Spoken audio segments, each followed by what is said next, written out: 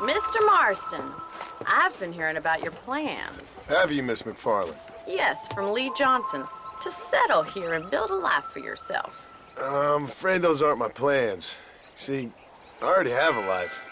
Well, I had one, and I'm trying to reclaim it. Or maybe what you could say is I had two, and I'm trying to end one of them so the other can survive.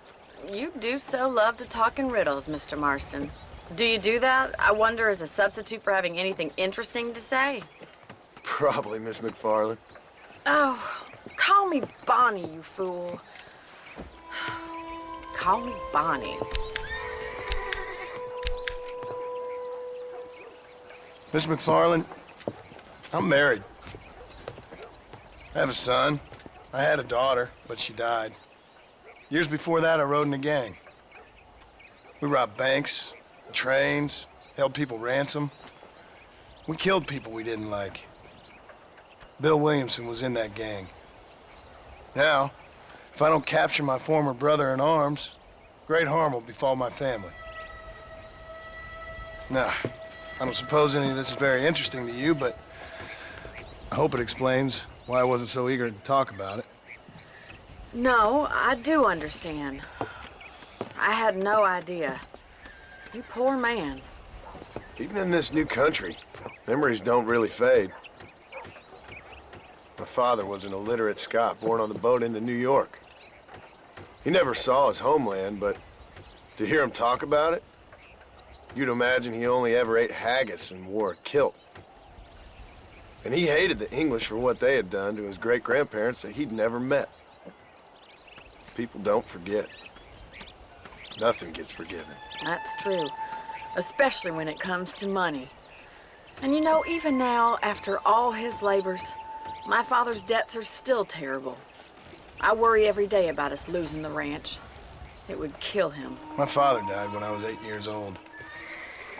His eyes were, well, let's just say he was blinded in a bar fight south of Chicago.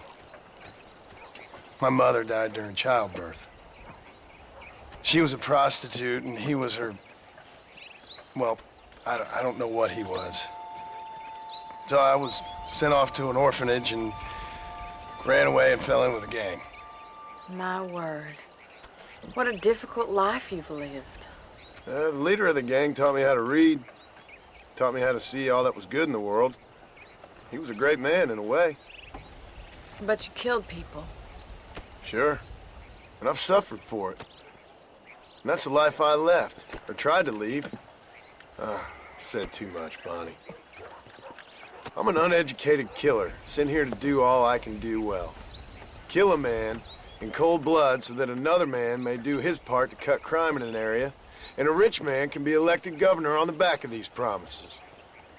Civilization is a truly beautiful thing, Mr. Marston. Listen, can you help me?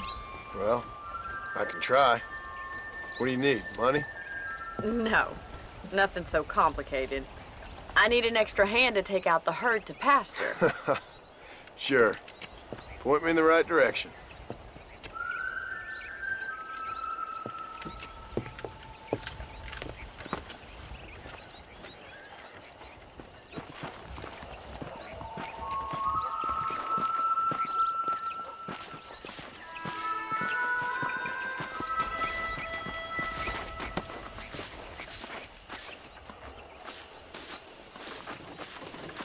Man up and move these cattle. Right. Are you ready to learn how to herd some cows?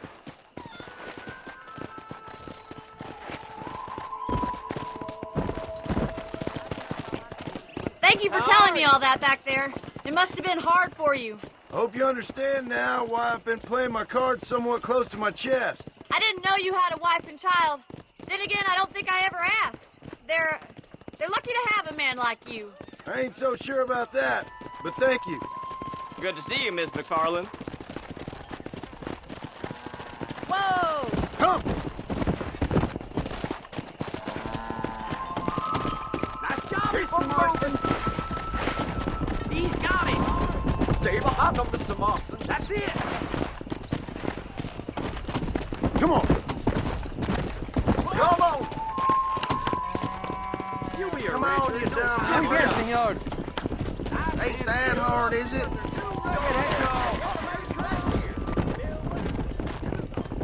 This way! We need to take them out to the pasture!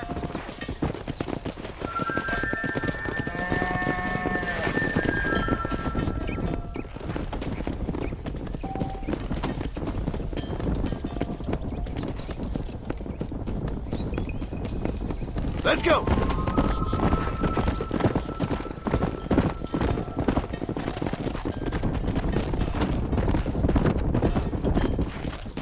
Come on! Yeah!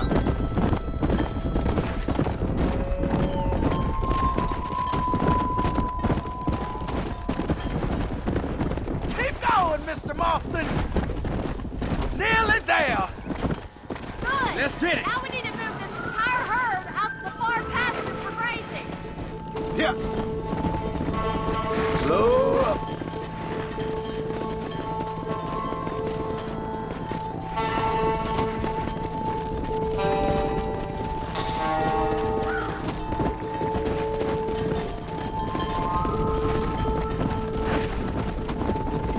Come on! Slow it up now. Keep them tight now.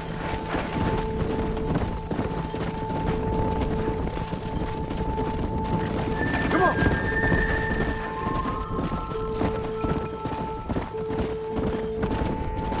Come on! Watch for the runner.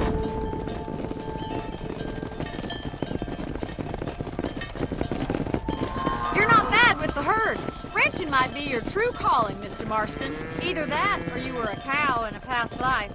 Thank you, Miss McFarland. I'll see you later.